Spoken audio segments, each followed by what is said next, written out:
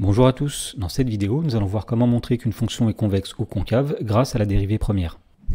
Dans l'exemple on nous dit montrer que la fonction f définie sur grand R par f de x égale moins 3x carré plus 5x plus 7 est concave sur grand R. Alors pour faire cela on va utiliser une propriété qu'on va rappeler.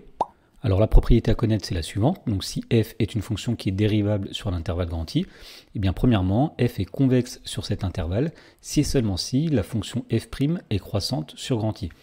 De même, f est concave sur l'intervalle grand I si et seulement si f', la dérivée, est décroissante sur grand I.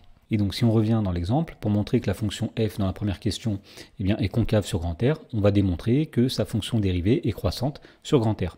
Alors l'expression de la fonction f, c'est f de x égale moins 3x carré plus 5x plus 7. Et donc la dérivée de cette fonction-là, donc pour tout x appartenant à grand R, f' de x est égale, donc la dérivée de moins 3x carré, c'est moins 3 fois 2x, c'est-à-dire moins 6x, plus la dérivée de 5x, c'est 5, plus la dérivée de 7, c'est 0. Alors on remarque que la fonction f', la fonction dérivée, c'est une fonction affine, et on sait étudier le sens de variation d'une fonction affine. Ici on voit que le coefficient directeur, c'est un nombre qui est strictement négatif, donc on peut affirmer que la fonction f' sera décroissante sur grand R. Et donc, puisque f' est décroissante sur grand R, on en déduit que la fonction f est concave sur grand R.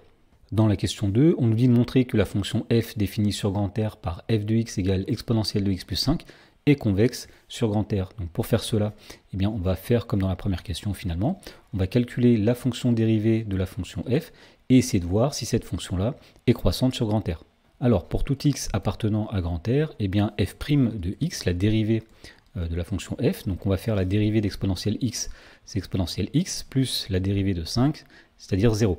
Donc f' de x, c'est exponentielle de x. Alors on connaît la fonction exponentielle, on sait que cette fonction-là, c'est une fonction qui est croissante sur grand R. Donc f' est une fonction croissante sur grand R, et donc on en déduit que la fonction f est convexe sur grand R.